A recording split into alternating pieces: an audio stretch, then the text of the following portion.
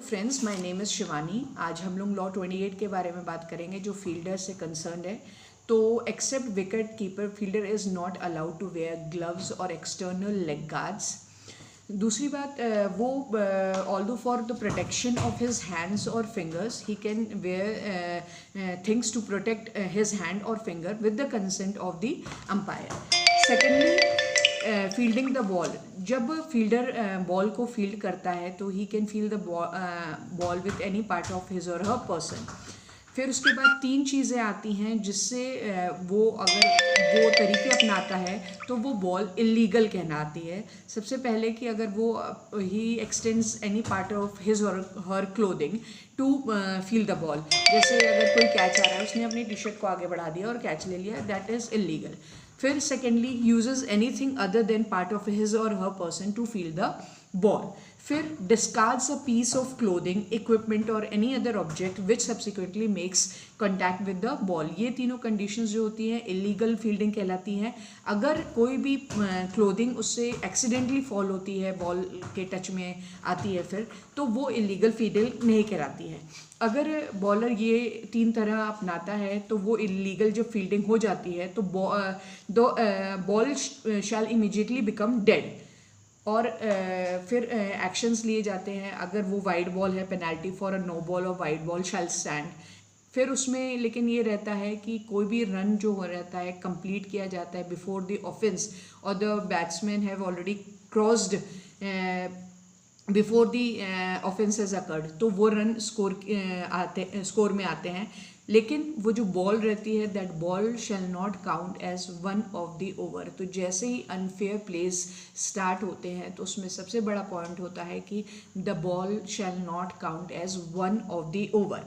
फिर in addition to all this, the umpire shall award 5 penalty runs to the batting side, क्योंकि fielder ने illegally fielding करी।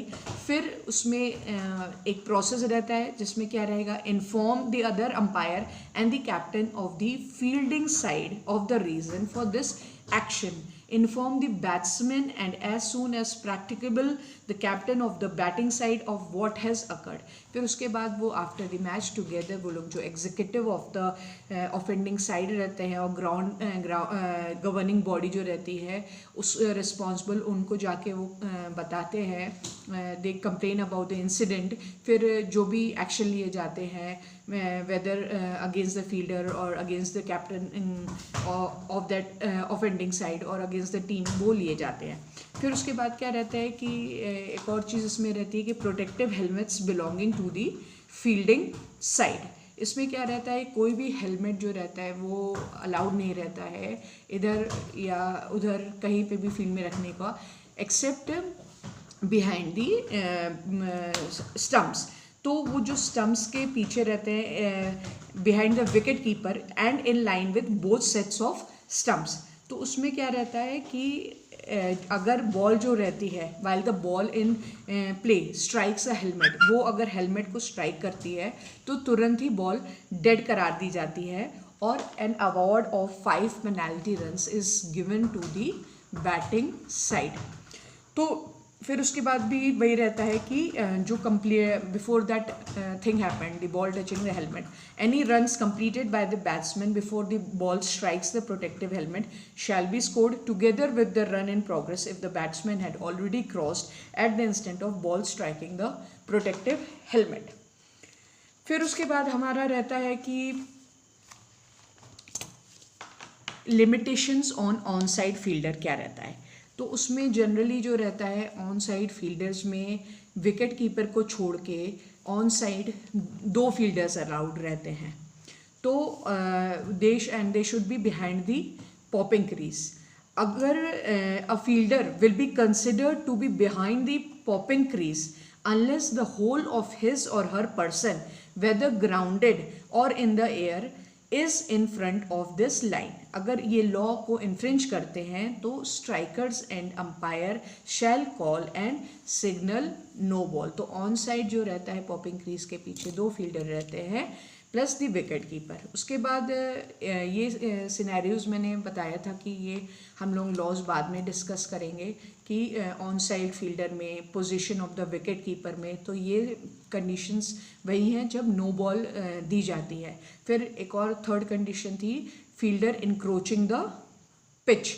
तो fielders not to encroach on pitch, उसमें क्या रहता है, while the ball is in play and until the ball has made contact with the striker's bat or person or has passed the striker's bat, no fielder other than the bowler, सिर्फ bowler ही may have any part of his or her person grounded or extended over the pitch. कोई दूसरे fielder का part या उसका कोई भी hand extend नहीं हो सकता है पिच की तरफ। तो उन सिनेरियोज में क्या रहता है, और wicket keeper is also allowed कि वो because the ball is in play and has already cross the batsman, तो wicket keeper is allowed. Other than wicket keeper कोई भी फील्डर आता है तो bowlers and umpire shall call and signal no ball as soon as possible after the delivery of the ball. फिर उसके बाद क्या रहता है कि पहले हमारा विकेट कीपर का पोजीशन और मूवमेंट था, अब हमारा movement by any fielder other then the wicket keeper. तो मूवमेंट में पहले भी डेड बॉल थी विकेट कीपर की और इसमें भी फील्डर का मूवमेंट होगा तो डेड बॉल होगी। अगर उन लोगों की पोजीशन इंक्रोच करती है तो उसमें नो बॉल रहता है। सिमिलरली विकेट कीपर की पोजीशन में गड़बड़ी होती है तो नो बॉल रहता है। ये कुछ सिमिलैरिटीज़ को हम ज्वाइन करके अपने रूल्स को अच्छे से याद कर सकते हैं because these rules are very lengthy. फिर उसके बाद क्या रहता है कि मूवमेंट में क्या रहता है, any movement by any fielder excluding the wicket keeper after the ball comes into play and before the ball reaches the striker is unfair. वो अनफेयर मूवमेंट कहलाता है। एक्सेप्ट सिनेरियोज क्या रहते हैं, minor adjustment in the position in relation to the striker's wicket या movement by any fielder other than a close fielder. Close fielder को छोड़ के कोई और फील्डर अगर टूवर्ड्स द स्ट्राइकर आता है मूवमेंट तो वो भी चलेगा। Movement by any fielder in response to the stroke that the striker is playing or his or her actions suggest that he or she intends to play, उस direction में भी movement allowed रहता है।